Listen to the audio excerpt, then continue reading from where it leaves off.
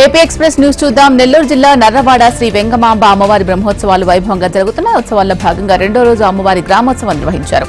ఈ సందర్భంగా అమ్మవారి దంపతుల విగ్రహాలను పూలతో సుందరంగా అలంకరించి గ్రామ పురవీధుల్లో ఊరేగించారు. భక్తులు పెద్ద సంఖ్యలో పాల్గొని అమ్మవారికి కాయకర్పూరం సమర్పించి తీర్థప్రసాదాలు స్వీకరించారు.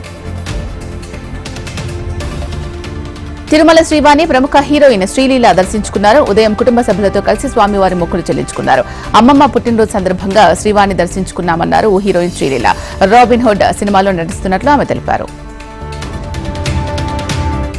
అప్పటి జగన్ ప్రభుత్వం అసాధారణ రీతిలో 986 మంది సిబ్బందితో భద్రత కల్పించడం సమంజసం కాదు అన్నారు కాంగ్రెస్ సీనియర్ నాయకులు తులసిరెడ్డి. గత 5 సంవత్సరాల్లో జగన్ భద్రతా సిబ్బంది మీద ప్రభుత్వం 296 కోట్ల ప్రజాధనాన్ని ఖర్చు చేయడం గమనించాల్సిన విషయం అన్నారు. ప్రస్తుతం జగన్ ఒక ఎమ్మెల్యే మాత్రమే. అందరు ఎమ్మెల్యేలకు కల్పించినట్టే జగన్ కు కూడా భద్రత కల్పించాలి తప్ప అసాధారణ భద్రత భావ్యం కాదు అన్నారు.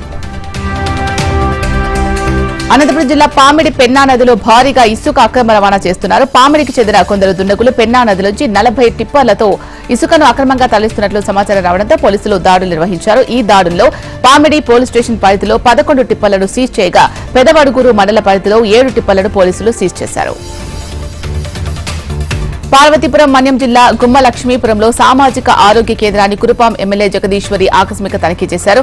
రోగులకు ఆరోగ్య సేవలు సరిగ్గా అందుతున్నాయా లేదా అని అడిగి తెలుసుకున్నారు. సకాలంలో వైద్యం అందరికీ అందించాలని వైద్యులకు సూచించారు. అనంతరం నూతనంగా నిర్మితమవుతున్న ఆసుపత్రి భవనాన్ని పరిశీలించి నాణ్యత విషయంలో అసంతృప్తి వ్యక్తం చేశారు.